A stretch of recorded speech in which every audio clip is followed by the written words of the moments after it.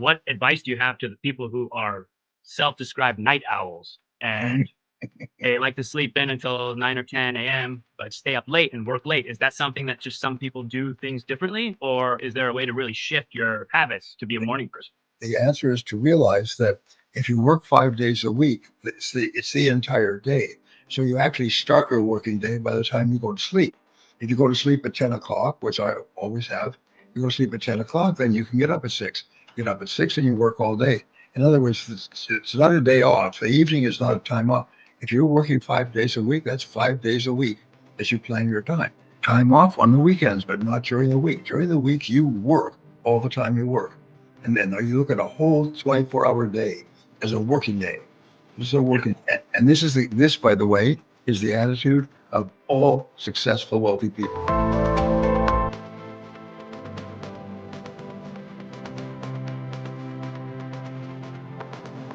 Welcome, everyone, to the Brian Tracy Experience. I am joined by my lovely sister, Catherine, and my dear brother, David. And of course, the Brian Tracy himself. We've got an action-packed episode for you today, full of suspense, thrill, excitement. Our topic today will be all about how to develop habits. Habits that you have determine the person you are. Good habits are hard to form and easy to live with. Bad habits are easy to form and hard to live with, as we've all heard. Brian has some experience talking about habits. And so we will talk about all the different types of habits, good habits, bad habits, how to break habits, develop habits. There's an old saying, well begun is half done. Well begun is half done. And so one of my habits is get up and get going. Move, get out of bed and start moving, do stuff, whatever, so that you don't get up and sit around and drink coffee and so on and so forth. Get up, get moving. And then what do you do? And I teach in my Double Your Income program, which is a little program. Get up, get going by 6 a.m. because wealthy people get up by 6 a.m. And if you want to be wealthy, you've got to get up early and get going. Second, in my little formula is read 1 hour per day. So I get up, get going. I used to get up and just dump in the swimming pool and thrash around so that there would be no question about going back to bed. Today, I don't thrash around, but I get up and get going. And then I read for at least an hour every morning, usually about 2. I read 1 to 2 books a week. Or now what I'm into is a book, there's a company called Short Form. And what they do is they do abridgments or condensations of the very best books out there. And they have really smart people that go through and just pick out the very most important things that you can get from this book. So I can actually personally attest to watching you wake up in the morning and throw yourself in the pool. That's something that I remember from my childhood. Yes. You kind of just walking out there and just tossing yourself in. Mm-hmm. And then when you got out, you seemed refreshed and ready to tackle the day. So why don't we talk about that? What sort of like physical habits do we need to develop? Because, we can't 100% exist inside of our own heads. Some people try to solve all their problems intellectually, cerebrally. They try to figure it all out inside their minds. But how important is it for us to get out of our heads and inside of our bodies sometimes with exercise? Well, here's a great habit, just to step back one step, is plan every day in advance. So what you do at the end of the day or before you go to bed, make a list of everything you have to do and select the 3 biggest things, number 1, number 2, number 3, because those account for 90% of the value. And then go to sleep. And the most amazing thing is your subconscious mind will work on those goals all night long. Sometimes in the middle of the night, you'll wake up with an insight that's priceless. Many people have actually become rich because they had an idea. But the key is to plant the goal into your subconscious before you go to sleep. So Dad, developing the martial arts at a young age, do you think that helped you discipline yourself to just become a lifelong exercise? Oh, yes. Oh, absolutely. And the other thing was when I got into sales, you're going to ask later what are some of the most important habits.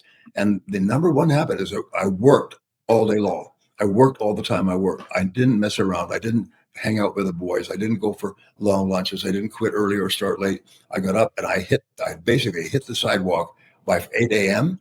and I would continue working until 5 with the offices closed. Then I began to knock on doors in the neighborhoods and I would work until 9 or 9:30. And I did that every day, 7 days a week. If I couldn't knock on doors in the offices downtown, then what I would do is I would just go and work the neighborhoods. and just keep knocking on door after door. I didn't make any sales for a long I actually tracked it for a while when I was knocking on doors, and I think David can probably attest to this. In that formative experience, I was probably walking 10 or 15 miles per day easily. Yeah. So you have to really focus on physical health, because you have to move. You got to move 10, 15, sometimes 20 miles a day just to get around your territory. You mentioned in your seminars was work all the time that you're working. Yes. Right? Yes. Yeah. I like that. One of the things, and we're kind of getting off the subject, but we're really on it, is I asked, how many people here would like to double their income? My average audience for many years was 1,620 people. Kept track every seminar, kept track of every sale, kept track of every revenue. But it's 1,620. So I'd ask them, how many people here, opening statement, would like to double their income? And everybody raised their hand. I said, well, that's great, because I'm going to show you how to double your income today. Absolutely slam dunk, guaranteed. Works for everybody in every occasion with every product and service. And but I'll come back to that a little bit later today. And the whole audience goes, boo, boo, we want to hear it now. We want to know how to double our income now. I said, well, here it is the average salesperson in this room, according to the research, calls on 2 new people per day. If you want to double your income, then you have to call on 4 new people per day. Now, you don't know where the sale is going to come from, but because of the law, not the theory, but the law of probabilities, if you call on twice as many people, you will make twice as many sales. So you double your results by doubling your activity. Yes. How do you tell people no? Like when people want to take your time, when you're in the middle of your work schedule and you have your habits drawn out, like if someone comes up to interrupt you, how do you say no to them in a respectful way? Because a lot of people, especially more introverts, feel like they're hurting someone else's feelings or rejecting them when they tell them they have to stay on track and stay at their job, stay at their work. They can't be distracted by these conversations. Do you have good advice for people who don't want to hurt anybody's feelings? Always be polite. Because I knocked on doors and made my living and started up from the bottom up and so on. Whenever I meet a salesperson, I'm always polite to them, and I always encourage them. I'll say, I'm not a good customer for you, but you are doing the right thing, and you are going to be a big success someday. Just keep on keeping on, getting better, and so on. So I always say something good and nice and encouraging to people. And sometimes just one more. There's a company called Mary Kay Ash Cosmetics. It's a big multi-level company all over the country. And Mary Kay Ash was a housewife. She had 2 children. I think she was divorced. And she was getting by. And she went to this seminar with a motivational speaker. And she got in line to come up and shake the motivational speaker's hands afterwards. And she got up there and she said, Mr. Speaker, I really enjoyed your talk. It was great. And he stopped and he looked at her and he said, what is your name? Mary Kay Ash. Mary Kay, you are going to be a big success someday. I can see it. I know this business and you are going to be a big success. She just said she was spaced out. She walked away like she'd been smoking something and her life changed forever. What I learned was that one word of encouragement from the right person at the right time can change their life. And you never know, this may be your time for this person. So I always say the same thing. I always tell them same thing as Mary Kay had. She built one of the biggest companies in the world. She had thousands of people. She made millions of dollars. It was a wonderful thing. And she said it was that speaker who said those words to her. So half the people out there take it so personally, rejecting somebody because they're putting their priorities in front of that person, and it's not personal. You're not, you're trying to stay on track, and everybody will steal your time if you let them. Yes. All day long. I said the most important thing you can learn is how to say no. Yeah, in a nice way, like what Dad's saying, like be polite, because you don't have to be rude, but you can be firm. Just be polite. That's the main thing. Just be polite. And I always encourage people. Of course, that's what I'm famous for. I always tell people how good they are. Barbara, who's right here, Barbara always says, I'm not a good customer for you, but you're about to meet the perfect customer. And so she always encourages people to see the next person. In sales, by the way, if we're talking to entrepreneurs, there's a little ditty that says that some will, some won't. So what? Next. And so Barbara's always saying, I won't, but the next one probably will. So you have a good day. Always. So Dad, and this is for everyone, Dad, Catherine, David. Let's talk about bad habits. how do you fix a bad habit? Okay, it's very important. I've studied habits now for more than 40 years. I've read book after book and article after article. I've attended seminars, and you are your habits. Basically, successful people have success habits. Unsuccessful people don't. And the wonderful thing is you can develop a habit by simply repeating the behavior over and over. The first time, second time, third time, fifth time, you will have sort of like a spring, like a sapling. You'll have a tendency to spring back to your old behavior. But eventually, after 10, 12, 15, it takes, the last statistic I read was 33 times before you lock in an old habit, a new habit, and replace the old habit. Now, here's what I learned is the old habit goes underground. It goes deep, and therefore it's always there. It does not go away. And if you slack off, the old habit will just come back on you. So once you've developed a new habit, just keep on trucking. Not Aristotle, Goethe, the German philosopher, said that everything is hard before it's easy. New habits are hard to form, but easy to live with. Bad habits are easy to form, but hard to live with. And once you develop a habit, it becomes automatic and easy. And your job is to develop good habits and make them your masters. And one habit, well begun is half done. As I'm repeating myself, get up early in the morning, get up before 6 a.m. I used to set my mental clock at 5:45, and at 5:55. At 5:55, I wake up and look straight at the clock and get up. I get out of bed and get away from the bed and start moving. Yeah. One thing to add on that note too, Michael, is I think you need to be aware that it's a bad habit first. I think sometimes people will have bad habits and they will sell themselves on why it's okay. They'll rationalize them. Yeah, there's a lot of that. There's a lot of rationalizing these bad habits so that they can continue to do them. And so I think before you can sort of substitute a bad habit for a good habit, you need to acknowledge that it's not a good habit. It's not serving you.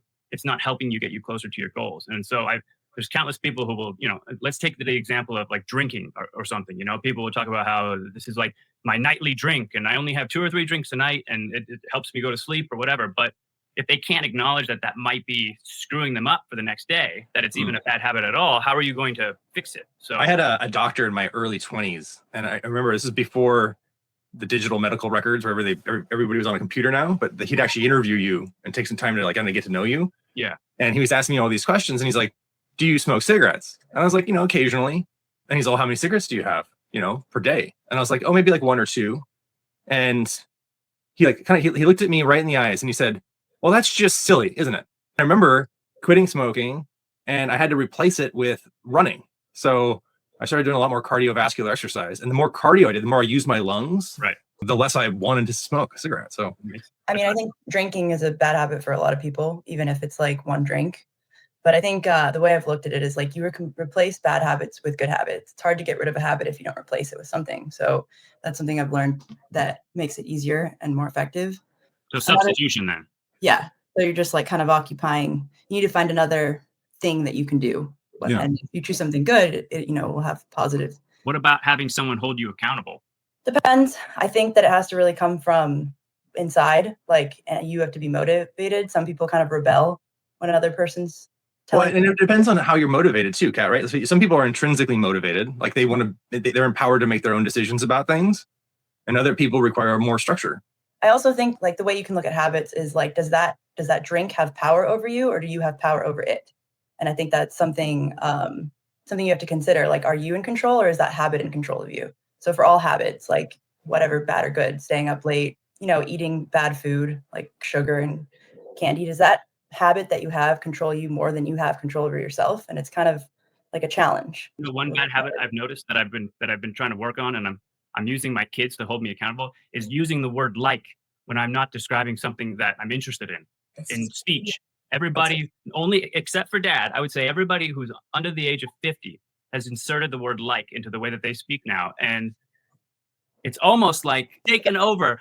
And I've noticed it with you, Kat. I'm noticing I'm doing it, you're doing it. And a lot of people I talk to are doing it and it's unconscious. So how do you make it conscious? Dad, how do you get rid of that word while you're speaking? Well, you make a conscious decision that you're going to change. The starting point of all advancement is to make a decision to change. And then what I teach is just say no. Just say no. Whenever you're tempted by a negative habit, say no. I'm not going to do it. Whether it's eating or drinking or sleeping in or anything else, just say no. We have a question from Rafi. He said, is it easier to stop doing or start doing something? I mean, I think it's easier to replace something. Yes, that's right. You cannot just say, I'm going to stop this old habit. You have to replace it with something different and do something different whenever it pops up. One of the things that you have to realize that people develop habits because they feel good. That initially they get a positive response to it. This is why throughout all of history, self-discipline, self-control is the most important quality for success. If you can control yourself, if you can decide what to do and then discipline yourself to do it, getting up early in the morning, getting started, getting going, planning each day in advance, making your first call if you're in sales, make your first call by 8 a.m. So, Dad, I've heard different percentages, but what percentage of success is just showing up and on time? I've heard 50, 80, 90. Woody Allen said that 80% of success is just showing up. And that's a good number. Just show up. Always be there. On that note, Dad, most people who talk about success say the same thing you do, which is that getting up before 6 a.m. is one of the keys to success. What advice do you have to the people who are self-described night owls and they like to sleep in until 9 or 10 a.m., but stay up late and work late? Is that something that just some people do things differently? Or is there a way to really shift your habits to be a morning person? The answer is to realize that if you work 5 days a week, it's the entire day. So you actually start your working day by the time you go to sleep. If you go to sleep at 10 o'clock, which I always have, you go to sleep at 10 o'clock, then you can get up at 6. Get up at 6 and you work all day. In other words, it's not a day off. The evening is not a time off. If you're working 5 days a week, that's 5 days a week that you plan your time. Time off on the weekends, but not during the week. During the week, you work all the time you work. And then you look at a whole 24-hour day as a working day. This is a working, and this, by the way, is the attitude of all successful, wealthy people. People don't realize that you, as Michael said, you are your habits. And so therefore you say, one habit, don't try to change the world. Select one habit. One habit could be getting up early. Another habit could be reading and studying. Another habit, like my habit, was make your first call early. And so just pick one habit that will help you and do it over and over until it's, as they say, automatic and easy. It's no problem. You get up early, get ready to go, get out there and see people. Another bad habit is hanging with your buds, hanging with your friends. The rule. You mean like your coworkers who you're friendly with, not like socializing. You're socializing with your coworkers, because hanging out with your friends is rewarding and fulfilling on a different level. And important for your health and well-being, connection. There's an 80-year Harvard study that says your intimacy you have, the human relationships that you have in your life, are the keys to longevity. Here's Peter Drucker's rule, which I love. There are no customers in the office. If you're in the office, you are officially unemployed. You're a member of the statistics. You have no future. You're finished. Your life is over. You are betraying the trust of your family by hanging around the office where there's no business. No, I was going to say, taking the getting up early habit, do you just jump right into it? If you stay up really late every night, do you just pick one day that you're going to get up at 5 a.m, or do you get up a little bit earlier the next day and then a little bit earlier? How would you do it? Practical way to do it. A really good way is say, what one habit would help me more than any other habit to increase my income? And the answer is get up, get going, make your first call by 8 a.m. If you do that, then you're into it, and you just keep calling all day long. You don't go into the office, and if you do, it's to pick up stuff. It's what it's called. It's in flying. It's called touch and go. The plane comes down, the wheels hit, you grab your stuff, and get out. But if you're making your first call at 8 a.m., you need to allot time before that to do your reading, to do your exercise, to get dressed, to have breakfast, to get to the office if that's where you're making your phone calls. Yep. So you're right. But 6 a.m., if you do that, and then you say, well, if I'm going to get up at 6 a.m., I'm certainly not going to waste the time. Sure. I'm going to make that time valuable. Remember, pick one habit that will help you. And the best habit of all is get up, get going early. Let's talk about habits versus rituals. What's the difference? Well, a ritual can be helpful or hurtful. A good habit is only helpful. Now, here's another thing is that everything is hard before it's easy. So pick one habit to develop that will really help you. Get up, get going early. That's a good habit. Now, once you've developed that habit, so it's automatic and easy, then you say, now what habit would help me the most? And always start down by priority, which would be the very best next habit. Once you develop one new habit, it's easier to develop the second habit than the third habit. Remember that wherever you are today is just a starting point. If you want to double your income, what do you have to do to double your income? You just have to do certain things that are more productive every single day until they become automatic and easy. And if you want to double your income, I teach this all the time. Get up, get going, manage your time, set priorities, listen to audio programs in your car, everything. Just do the things that successful people do. Oh, here's a really great success idea, is to ask other successful people, if you could give me one piece of advice that would help me to be more successful, what would that piece of advice be? And every successful person's got one.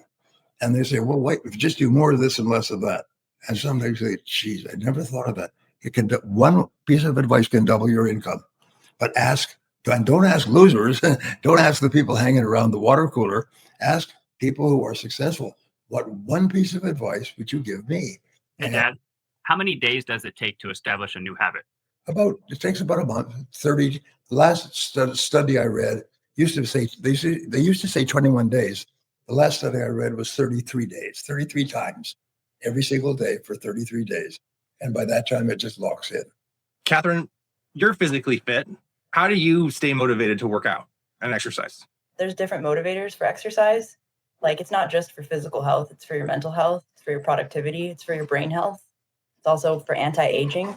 I mean, I think if you don't have the energy to do something big, you can always just do something small. Like, even 5-10 minutes is better than nothing. So some days you don't have a lot of energy to do a full workout, but if you just do it at least for 5 or 10 minutes, you stick with the habit and you get the benefits. Some people find that that's a more productive way to make sure they're working out or to get it done, because they spend that hour working out. But another way you can do that is to make a space or room solely for exercise, or just commit to a time. If you're going to do it for 30 minutes, make sure you do it for those 30 minutes. Putting your workout clothes next to the bed so you get up and put your feet straight into your workout shoes is really helpful, because then there's no going back. Right. I was reading there's laying it out the night before, then laying it out before you go to sleep. So when you wake up, it's the first thing in your face. I've read a lot of people fall asleep in their workout clothes, and when they wake up, they're like, I'm intentional today. You can play tricks on yourself. I mean, your habits are going to determine the entire quality of your life. And so you might as well do everything you possibly can to develop good habits. You should even ask the people in your world, if I could only develop one habit so I could be more successful and happy, what would it be? And they'll sometimes point out something to you that's what I call a face slapper. You go, wow, geez, I haven't even thought about that. So keep developing and make a list of the habits and say, if I was to develop this habit, what behaviors would I have to repeat over and over to make this habit automatic and easy? And think about it and practice it and discipline yourself. And it's quite amazing. You'll find the most successful people. One of the most stressful things in life is rushing. Like, you don't enjoy anything that you're doing when you're rushing. So if you can plan your day and give yourself that time that you need, you never actually have to rush. So you never feel that cortisol or adrenaline stress that comes from it. So it's kind of it's worth trying that. Now, here's an important point. I used to, I had an experience when I published my first book, and I hired a publicist, and the publicist got me interviews. And that's how you get a book going, is you do interviews. After 3 months, the publicist stopped getting me interviews. And I said, where's all the interviews? They said, well, your 90 days is up. I said, my 90 days, yes.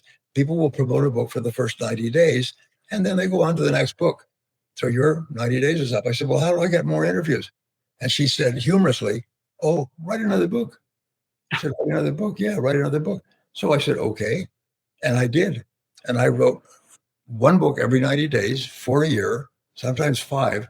My height was 7, but for a year, for the next 22 years. I now have 96 books published in as many as 55 languages. Well, now to be on the road and traveling and speaking and working and also writing 4 books a year. It's an extraordinary thing, I can tell you. It's a really interesting that you did that, because you benefited from something called the long tail theory, which is, you don't have to, your first 5 books or 10 books don't have to be a hit, but maybe your 15th book is a big hit and it sells really well. And then everybody goes, well, what other books has he written? And now they have 14 other options to choose from. And then you write another 15 books, and another one's going to be a hit. And it's like, well, what other books has he written? And then they have another 29 books to choose from. And so that you're elevating the sales of all of your books by continuing to be persistent and disciplined with your writing. And it's an example I'm trying to follow. I just want to point that out. Now, everybody who's watching this is an intellect, in that you work from a desk or a table. From the time I was basically 22, 23, if I rented a small room, I went out to the used furniture market and bought a desk and a chair. And so I would have a desk and a chair in my office for most of all my life. And when Barbara and I bought this house, 2 of the rooms became offices. So if you have an office, here's the first thing: keep your desk clear. That's number 1. Start off and clear everything off of your desk, even if you have to put it on the floor or put it in a box. Your desk has to be clear. And so we lay out everything that you need to work, and then you make a list. These are the things that I am going to do, starting with number 1. And that becomes your organizing principle. Your discipline is when you sit down. And here's the wonderful affirmation. I learned this from a time management expert. She sits down in front of her stuff and she says, I will work now. I will work now. And then she motivates herself to get started, because once you get started, you get onto a roll. So lay it out, clear it up, make a list, sit down, and then say, I will work now, and start and complete the first and most important task. And do this over and over until it becomes automatic and easy. People who can start and complete their most important task control the world. They're the highest paid, most respected, richest, the most confident, competent of all people. But if you cannot select and start and complete your most important task, you must always work for someone else who will discipline you to do your work.